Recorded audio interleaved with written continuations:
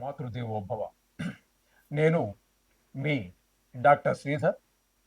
నా phone number 9295909819.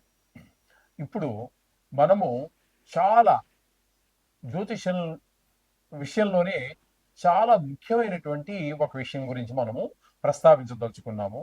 అది ఏమిటి అన్నట్టయితే, జ్యోతిష్యంలో ముఖ్యంగా వక్రము, స్తంభన, అతిచారము అని చెప్పి ఈ మూడు కూడా ఇంచుమించుగా ఒకే రకానికి సంబంధించినటువంటి విషయాలు. కొన్ని గ్రహాలకు వక్రం మాత్రమే ఉంటుంది.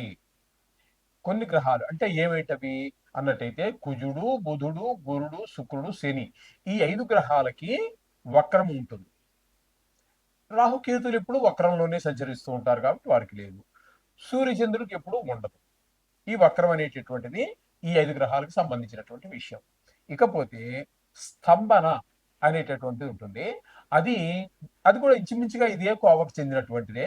అది అంగారకుడు అంటే మన కుజుడికి మాత్రమే వర్తిస్తూ ఉంటుంది. ఆయన మాత్రమే స్తంభన జరుగుతూ ఉంటుంది. కొన్ని రాసుల్లో వెనక్కి ముందుకి వెనక్కి తిరగడం జరుగుతూ ఉంటుంది కొన్ని సందర్భాలలో.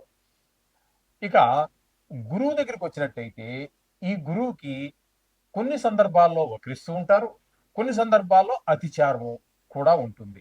ఈ రెండు కూడా గురువుకి వర్తిస్తూ ఉంటాయి. అతిచారము అంటే ఏంటి, వక్రము అంటే ఏమిటి?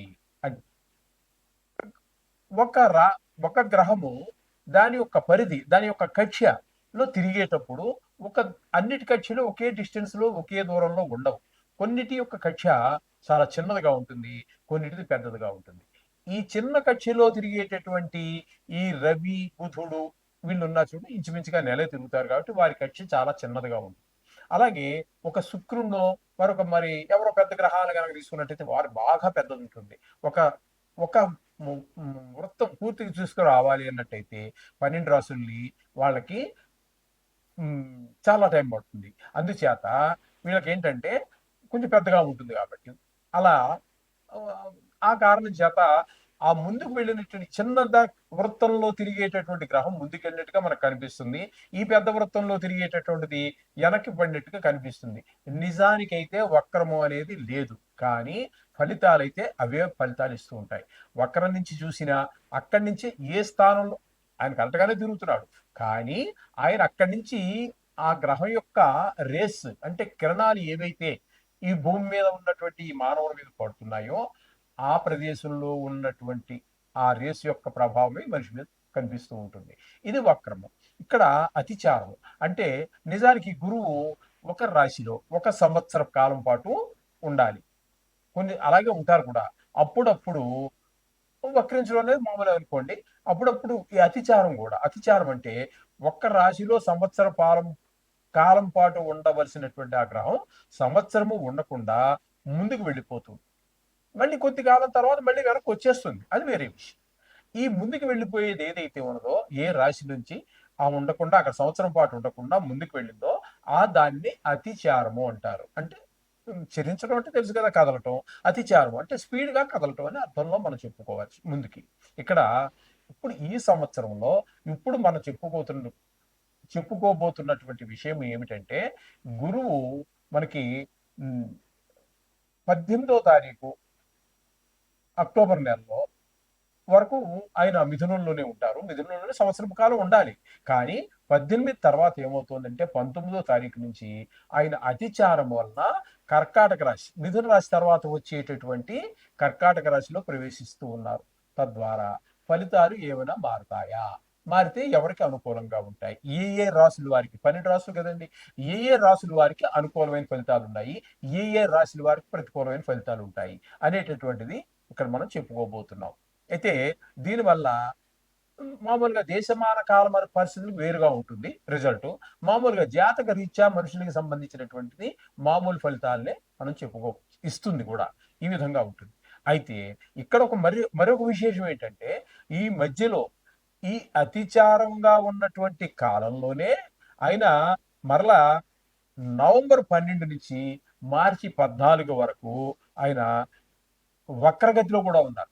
అతిచారమే ఒక విశేషం అనుకుంటే, ఆ అతిచారంలో వక్రగతిలో ఉండటం అనేటటువంటి మరొక విశేషం. ఇటువంటివన్నీ కలిసి ఈ సంవత్సరంలో మనకు వస్తున్నాయి కాబట్టి ఇప్పుడు మనం దాని గురించే చెప్పుకోబోతున్నాం. అయితే ఈ అతిచారం వల్ల మిథున రాశిలోంచి కర్కాటక రాశిలోనికి ఆయన ప్రవేశించడం ద్వారా వచ్చినటువంటి తేడా ఏమీ ఉండదు. కర్కాటక రాశిలో ఏ రాశి వారికైనా సరే కర్కాటక రాశిలో కనుక గురుడు ఉంటే ఏ ఫలితం, ఇప్పుడు మేషరాశి వారు ఉన్నారు, మేషరాశి వారికి కర్కాటకం 4వ రాశి అవుతోంది కాబట్టి 4వ స్థాన ఫలితాన్ని ఇస్తారు. అలాగే సింహం ఉంది, సింహం ఉందనుకోండి, వృషభం ఉందనుకోండి, వృషభానికి 3వ రాశిలో కర్కాటకం, అంతే కదండి. అంచేత 3వ రాశి ఫలితాన్ని ఇస్తారు. అక మిథునానికైతే 2వ స్థానంలో ఉన్నట్టుగా మనం పరిగణలో తీసుకుంటున్నాం. కర్కాటకం మిథున తర్వాత కర్కాటకమే కదండి, అంటే 2వ స్థానంలో ఫలితాన్ని ఇస్తారు. ఇప్పుడు కర్కాటకమే తీసుకున్నాం, కర్కాటకంలోకి వచ్చారు కాబట్టి అది జన్మ రాశిలో గురువు ఉంటే ఏ ఫలితాన్ని ఇస్తారో అది ఇస్తారు. అదే ఇప్పుడు మనం చెప్పుకోబోతున్నటువంటి విశేషం కూడా. అయితే ఈ వక్రంలోకి వచ్చిన తర్వాత ఫలితాలు ఏ విధంగా మారతాయా అని చాలా మందికి డౌట్ ఉంది. చాలా మంది నా దగ్గర నేర్చుకున్నటువంటి కొంతమంది శిష్యగణం అయితే కానివ్వండి, లేకపోతే వాళ్ళు ఈ వృత్తిలో ఉండొచ్చు, లేకపోవచ్చు, లేకపోతే వారి ఇంటి దగ్గర చదువుకున్నటువంటి ప్రాక్టీస్ చేసేవాళ్ళు కావచ్చు. చాలా చాలా చాలా ఫోన్లు నాకు ఈ వక్రం గురించి, ఈ అతిచారం గురించి, ఈ అతిచారంలోనే వక్రం గురించి చాలా మంది ప్రశ్నించడం జరిగింది. అందుచేత నేను అనుకోవటం, అటు ప్రేక్షకులతో పాటుగా ఇటు ఆస్ట్రాలజీ నేర్చుకున్నటువంటి, జ్యోతిష్యం నేర్చుకుంటున్నటువంటి విద్యార్థులు కానివ్వండి, అయితే వేరే ఎవరికో చెప్పాలని కాదు, వాళ్ళకి వాళ్ళు తెలుసుకోవాలని ఉద్దేశం కానివ్వండి, వారికి ఈ సంశయాలు తీరడానికి ఇందులో అవకాశం ఉంది. ఎందుకని అంటే ఇక్కడ వక్రంలోకి వచ్చినా కూడా అతిచారంలో ఉంటే ఏ ఫలితాన్ని ఇస్తున్నారో వక్రంలో కూడా అదే ఫలితాన్ని ఇస్తాడు గురువు. ఎందుకని అన్నట్టయితే వక్ర మార్గంలో సంచరించేటప్పుడు గురువు మిగతావన్నీ కూడా వెనక స్థాన ఫలితాన్ని సూచిస్తూ ఉంటాయి. ఇది మిగతా గ్రహాలన్నీ, కుజుడు కానివ్వండి, బుధుడు కానివ్వండి, శుక్రుడు కానివ్వండి, శని కాని, ఇవన్నీ వెనక రాశి యొక్క ఫలితాన్ని సూచించడం జరుగుతూ ఉంటుంది. ఇక్కడ గురువుకి మాత్రం ఒక ప్రత్యేకత ఉందండి. అది ఏమిటి అన్నట్టయితే వక్రించి ఏ రాశిలో ఉన్నా కూడా ఆ రాశి ఫలితాన్ని ఇస్తాడు. వక్రించినటువంటి గురువు ఏ రాశిలో ఉన్నారో దానికి వెనకటి రాశి ఫలితాలు ఇవ్వటం అనేది లేదు. ఏ రాశిలో ఉన్నారో అదే ఫలితాలు ఇస్తూ ఉన్నారు. అలాగే అతిచారం వల్ల అదే ఫలితాలు ఇస్తూ ఉన్నారు, వక్ర గతిలో కూడా అదే ఫలితాలు ఇస్తున్నారు. కాబట్టి విశేషమైనటువంటి ఫలితాలు అయితే లేవు. కానీ ఇక్కడ మనం చెప్పుకోవలసినటువంటిది ఏంటంటే ఈ గురు సంచారం వల్ల, అంటే అతిచారం వల్ల ఏ గ్రహాలకి ఏ విధమైనటువంటి ఫలితాలు ఇవ్వబోతున్నారు అనేటటువంటి సశాస్త్రీయమైన పద్ధతిలో, ఇందులో నా కవిత్వం కానీ నా సొంత అభిప్రాయాలు కానీ ఏమి చొప్పించడం జరగదండి. శాస్త్రం ఎంతవరకు చెప్పిందో అంతవరకు మాత్రమే మీకు నేను చెప్పడం జరుగుతుంది. ఇంకా దాటి ఒక్క మాట కూడా ఇప్పుడు చెప్పలేదండి, చెప్పను కూడా ఇన్ ఫ్యూచర్లో కూడా. శాస్త్రాన్ని అందించాలనే ఉద్దేశమే నా యొక్క ఉద్దేశం. కాబట్టి ఇప్పుడు కొంచెం జాగ్రత్తగా మీరు ఈ రాశుల మీద గురువు యొక్క సంచారం, అతిచారం మీద మీకు ఉన్నటువంటి ఆకాంక్ష, తెలుసుకోవాలనేటువంటి ఆకాంక్ష ఏదైతే ఉందో ఇప్పుడు దాని గురించి జాగ్రత్తగా విన్నట్టయితే మీకు మంచి ఫలితాలన్నీ విషయం తెలుస్తుంది. మీరు ఎవరికైనా చెప్పదలుచుకుంటే మంచి రిజల్ట్ కూడా చెప్పడానికి వీలవుతుంది. వృషభ రాశి వారికి అతిచార గురువు కర్కాటకంలో 19వ తారీఖు 10వ నెల 2025 నుండి 4వ తారీఖు 12వ నెల 2025 వరకు ఇక్కడ సంచారం చేయబోతున్నారు. కర్కాటకంలో అతిచారం వలన వారికి కలిగేటటువంటి ఫలితం ఎలా ఉన్నది అంటే, ఇది ఈ ఈ అతిచారమైనటువంటి కొద్ది రోజులు మాత్రమే ఈ ఫలితాలు మనకి అన్వయించుకోవాలి. 49 రోజులు మాత్రమే ఉంటారు ఆయన. ఈ 49 రోజులకు మాత్రమే ఇప్పుడు మనం చెప్పుకునే ఫలితాలు. మీరు సంవత్సరం అంతా నెల ఏదో అట్లా ఏమనుకోవద్దు. 49 రోజులు మాత్రమే ఈ సంచారం జరుగుతుంది.